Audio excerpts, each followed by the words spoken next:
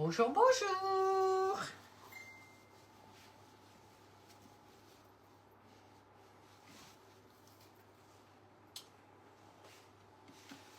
Eh bien, nous voilà réunis cet après-midi pour la deuxième série des recettes des mini tartelettes renversées. Donc, c'est ce moule-ci, comme je vous l'ai mis. La différence avec un autre moule, c'est qu'ici, vous avez un cru. Vous voyez, on le voit à l'arrière. Et c'est ce qui permet, quand elles sont cuites, de les retourner. Et alors, vous avez cette partie ici que vous savez remplir. Vous pouvez remplir de salé, de sucré. La dernière fois, je l'avais fait au sucré. J'avais mis pas mal de petites choses. Et ici, je vais le faire en salé, tout simplement. Alors, moi, je vais le faire avec quelque chose que j'ai en réserve. C'est du fromage chanteneige. Donc, c'est un fromage déjà, c'est un style fromage frais.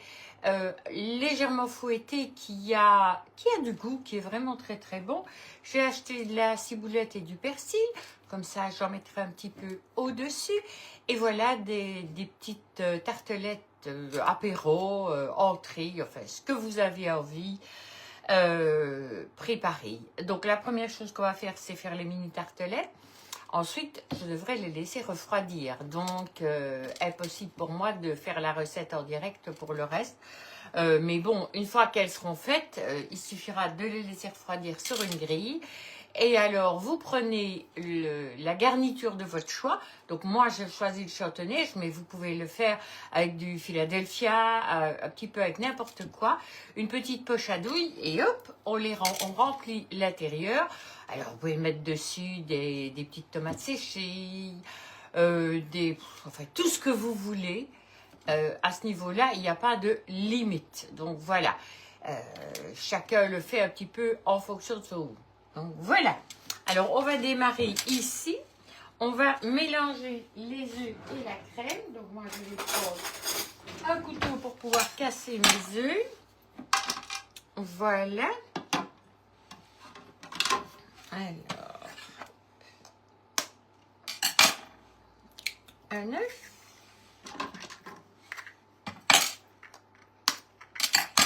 Et 2 œufs. Toujours des bons œufs de la ferme. Pour rappel et répondre à celles qui me le demandent régulièrement, moi je vais chercher mes œufs à la ferme de la Vacheresse qui se trouve un peu plus loin que le Colruyt, sur la route qui remonte vers Stray. Et je prends mon lait là aussi. Voilà, ils vendent du beurre, vraiment des chouettes choses. Pourquoi ne pas faire vivre nos agriculteurs qui sont près de chez nous, bien sûr. Alors ici, je vais déjà... le lait. Ah, j'ai oublié mon lait. Ah, j'ai oublié mon lait. Attendez, hop. Je vais chercher ma balance. Vous voyez qu'on fait parfois des bêtises quand on prépare un peu trop vite. Donc voilà, hop, je prends ma balance. Je vais prendre mon bon lait de la ferme. Donc il me faut 75 grammes de lait. Ben voilà, on va pas chipoter. Je vais le faire directement là. Oui, ce serait mieux s'il me le mettait en grammes. Voilà, donc 75, qu'est-ce que j'ai dit?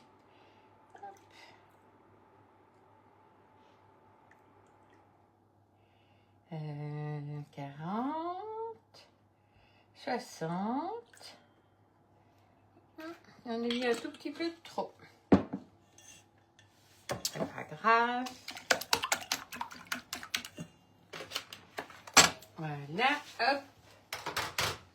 Donc, je mélange mes œufs et mon lait. Donc, j'ai d'abord mélangé les œufs parce que c'est toujours mieux de les mélanger d'abord.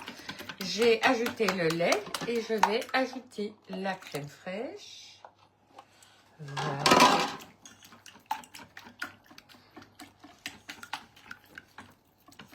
Allez voir, c'est tout simple comme recette. Je vais ajouter la farine et la levure. Alors moi, je ne vais pas l'ajouter en une fois.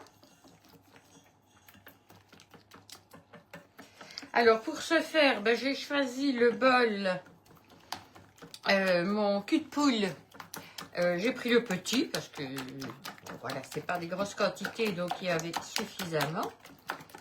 Et j'ai choisi mon batteur en silicone.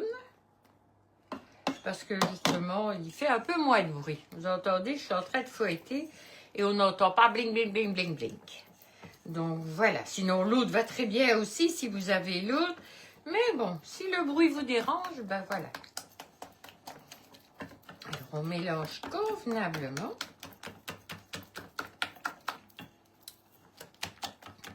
Et puis, vous avez pu remarquer, souvent, je fais en 3 fois, moi, la farine.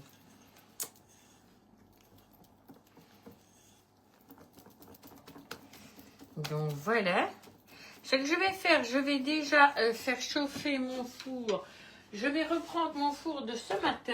Donc, hop, je vais le mettre à 200 degrés. Voilà. 200 degrés. Et je vais le mettre en chaleur tournante. Voilà, il est en préchauffage. Parce qu'il a déjà chauffé, j'ai fait mon pain tout à l'heure. Donc, ce four-là est chaud, même que c'est le grand. D'habitude, quand c'est des préparations plus petites, je mets dans le petit, mais bon, autant utiliser déjà la chaleur résiduelle de mon four. Donc voilà, je mélange convenablement pour être sûr de n'avoir aucun grumeau. Hein.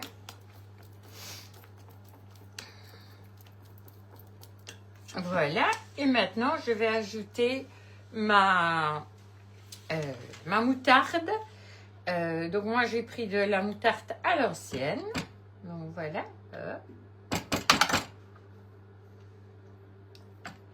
On va bien racler le tout. Voilà. Et bien sûr, je vais le mélanger convenablement. Alors, vous auriez pu prendre autre chose que la moutarde à l'ancienne. Vous auriez pu prendre, attendez, hop, du pesto. Celle qui aime bien. Vous auriez pu prendre du concentré de tomate. Pourquoi pas. Voilà. Moi, j'ai choisi la moutarde parce que c'est un petit goût que j'aime bien. Donc, voilà. Mélangez convenablement.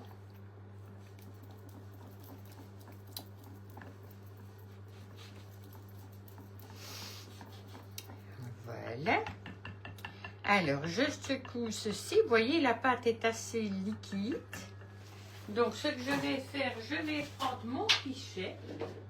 J'adore ce pichet qui a une facilité. Waouh! Donc, voilà. Je mets tout dedans. Avec ma maryse, je racle tout pour tout mettre dedans. Oui, j'aurais pas su le mettre dès le départ dedans parce que sinon, j'aurais pas bien mélangé. Hein? Donc, voilà. Hop. Allez, hop. On bouge ceci. Ça, je le remets dedans.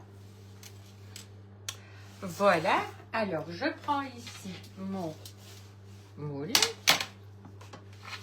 Et je vais tout simplement mettre dedans.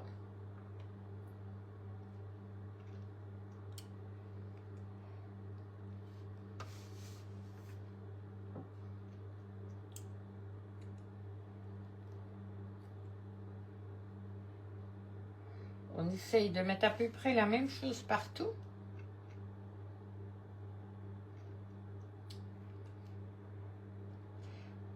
Là, j'en ai mis un peu plus. Donc, si je vois qu'il en manque dans certains, ben, je sais bien où je vais aller chipper un petit peu. Normalement, il y a juste pour les 12 tartelettes.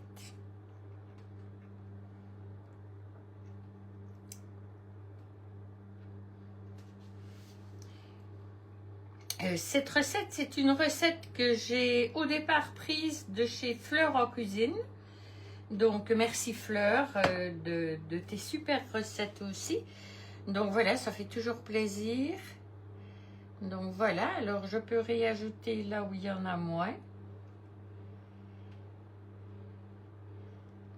Voilà. Alors, parce que, bon, on est partageuse entre collègues. Et c'est vrai que voilà, je retrouve parfois mes recettes autre part et je trouve ça super chouette. Et voilà, et j'ai envie de remercier celle grâce à qui je peux avoir cette recette. Hop.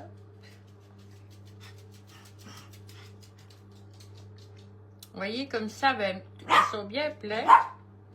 Oh, Roxy, non, tu vas pas dehors. Il y a les enfants d'à côté qui sont là. Non. Roxy, non. De temps en temps, ils ont l'air de croire que c'est eux les chefs. Hein. J'ai déjà remarqué ça.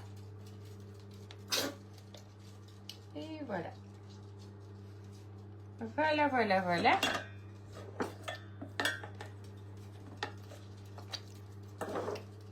Ah oui. Donc, il n'est pas encore tout à fait chaud. Alors, donc ici, c'est prêt. Je vais les mettre et je vais chercher quelque chose et je vais vous montrer comment je fais pour éviter des gonflements intempestifs.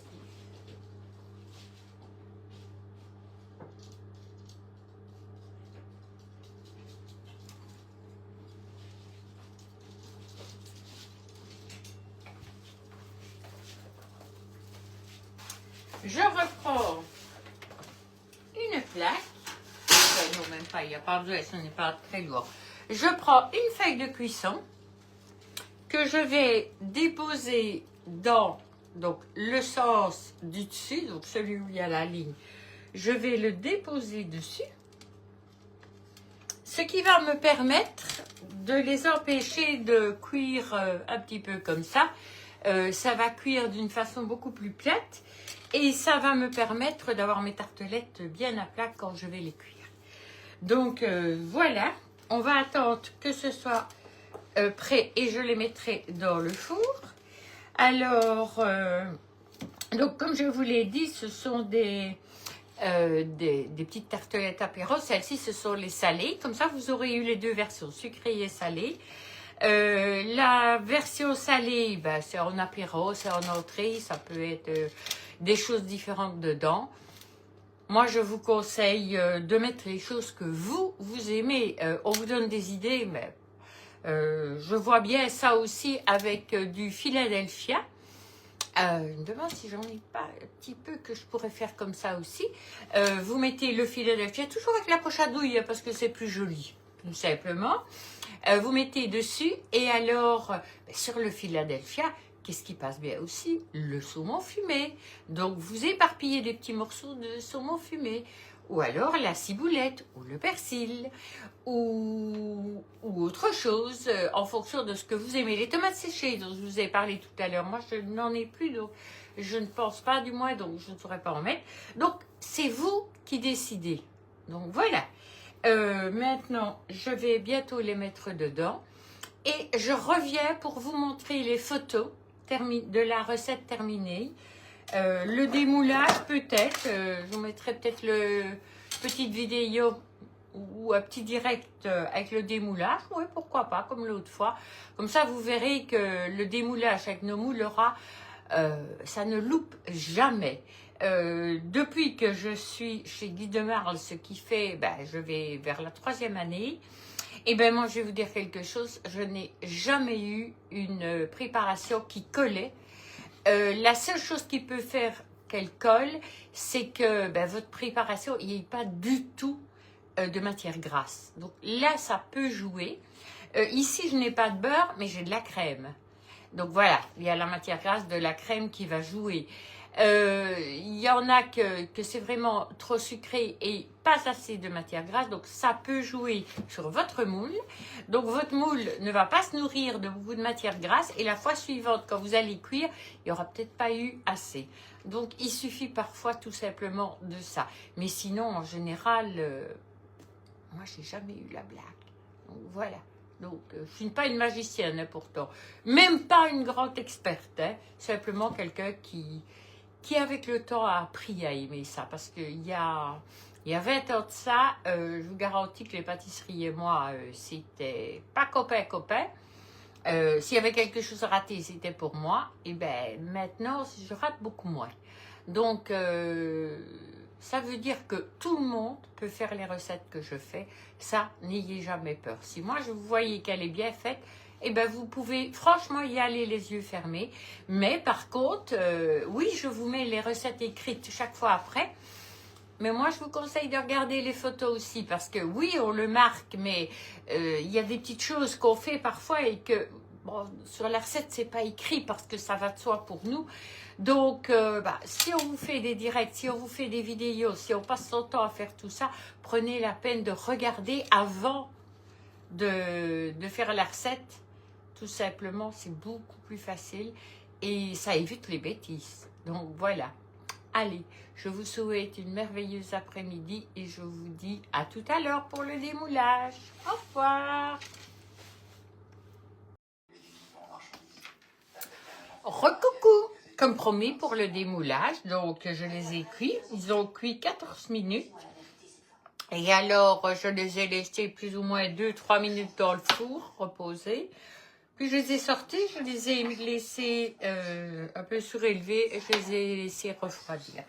Donc maintenant, on va les démouler. Donc je retourne simplement et regardez. Voilà. Donc ils sont super beaux. Donc vous voyez ici dedans, je pourrais y mettre les préparations que je veux.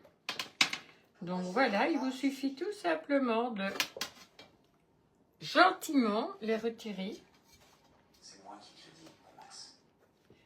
Voilà, hop, tout simplement. Vous voyez, ça se démoule très facilement. Il vous suffit de pousser un tout petit peu vers l'arrière. Donc, vous poussez sur les parties plus épaisses. Et voilà. Mais bien entendu, il faut toujours attendre qu'il soit refroidi. Il ne faut jamais essayer de démouler à chaud parce que sinon c'est la cata. Et vous voyez ici c'est bien plat. Je ne vous ai pas montré, j'ai bougé ma feuille et je l'ai lavée. Ici c'est bien plat. C'est ce qui me permet d'avoir des tartelettes parfaites.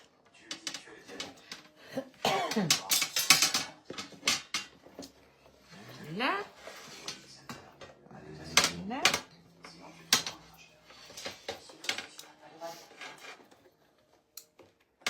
Et voilà. Donc voilà, ils sont tous là. Hop, on bouge ça. On bouge ceci. Donc je vais prendre ici des chanteneiges dans mon frigo.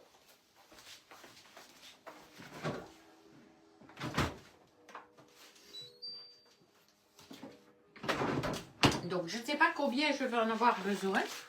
Donc j'ai pris une petite poche à douille jetable parce que j'avais pas envie de prendre une grande. J'ai pris des petits chanteneiges fouettés. Donc on va prendre une spatule étroite. Voilà. Et je vais tout simplement les mettre dans le fond. Donc c'est pour ça que cet appareil dans lequel je peux mettre mes mes poches, c'est génial parce que ça vous permet d'avoir très facile, même quand vous n'êtes pas doué avec les poches à douille. Donc voilà, parce que c'est vrai que on n'est pas toujours doué à 100%. Je fais partie des pas doués. Donc voilà, je vais en sortir 4. Donc 4, ça va me faire 100 grammes.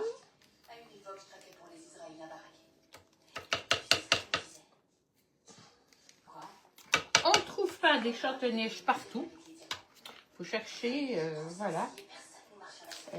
Mais comme je vous l'ai dit, vous n'êtes pas obligé de mettre du chanteneige fouetté.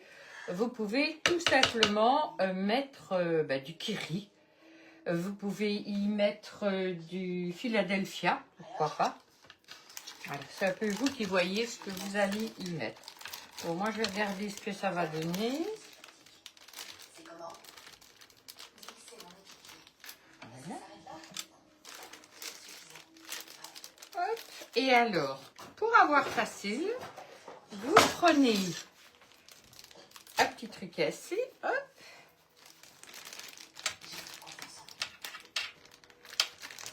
Vous l'avancez. À un moment donné, il faut couper. Hein, vous n'avez pas le choix. vous allez être obligé de... Oui, si je le faisais dans l'autre sens, ce serait peut-être plus facile. Donc voilà, ça vous permet ici de ne pas être plaqué ici au-dessus. Bon, je vais couper le bout. J'ai pas mis de poche à douille, j'aurais pu. Donc si vous aviez envie de mettre une douille au bout, bah, vous en mettez une. Voilà, moi je ne l'ai pas fait.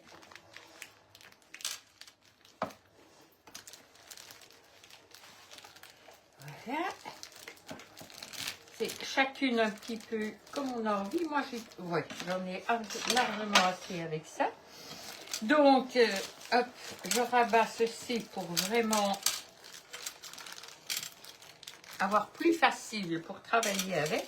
Et je vais vous montrer. Donc, tout simplement, je vais faire tourner là au-dessus, ce qui va faire descendre ma préparation.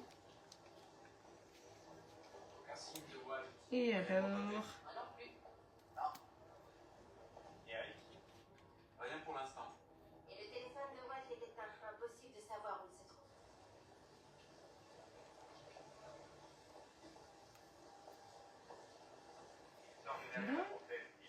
Oui, avec une poche à douille, ce serait peut-être plus joli en plus. Donc ici, moi, je vais l'aplatir. Vous voyez, c'est assez épais. On en a mis un tout petit peu de trop. Il ne faut pas aller trop en hauteur parce que sinon, ça va être écœurant. Donc voilà.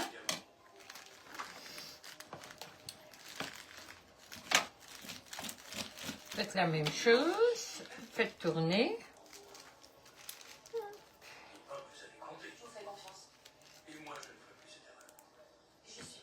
Là, ici, je vais travailler un tout petit peu différemment. Allez. Hop, on le met sur le côté, aux tartines pour vérifier.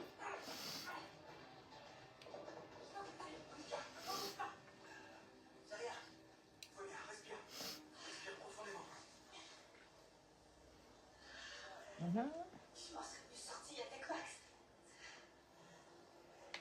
Ok, et alors on continue.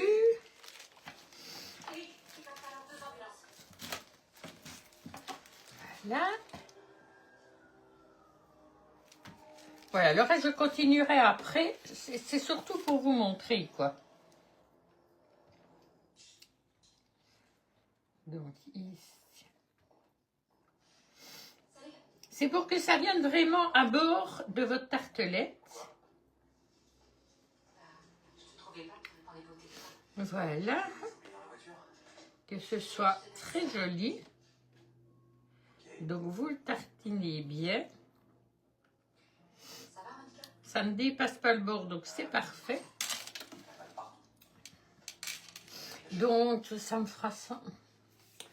Je pense qu'il faut compter 100, 200, plus ou moins 250 grammes, soit d'un, soit de l'autre. C'est voilà, entre 200 et 250 grammes. Alors, je vais prendre du saumon fumé.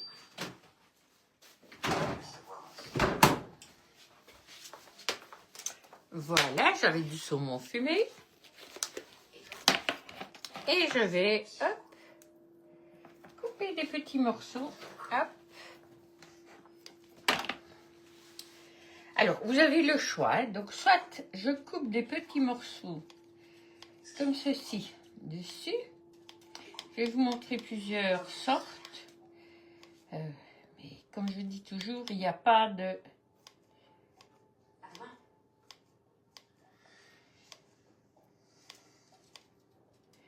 Voilà, il ne faut pas qu'il y en ait trop non plus.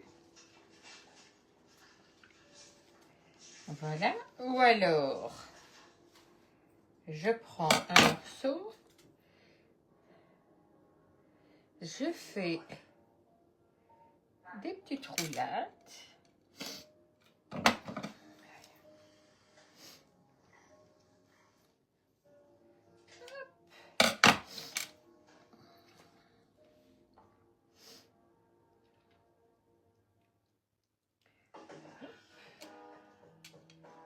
Voilà, encore une. Voilà. Donc ici, bonjour jeune. Ok, donc voilà, soit vous les mettez comme ça. C'est vraiment un petit peu vous qui décidez. Hein. Ou alors je vais mettre des gros morceaux. Voilà, hop. Je vais, hop. Voilà.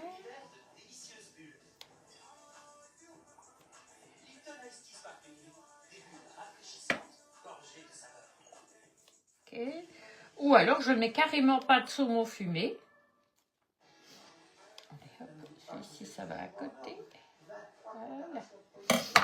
Voilà, donc là vous avez déjà 3 sortes différentes. Ou alors je ne mets pas carrément pas du saumon fumé. Hop, je vais prendre mes petits ici. Bon, ici moi quand j'achète mes plantes comme ceci, la première chose que je fais en rentrant, c'est tout simplement de les passer en dessous à l'eau froide, les secouer, et puis je les range. Comme ça, elles sont propres, je n'ai pas besoin de les relaver au moment de m'en servir. Donc voilà, donc soit je mets en petit comme ça, ou alors je les miette. Voilà.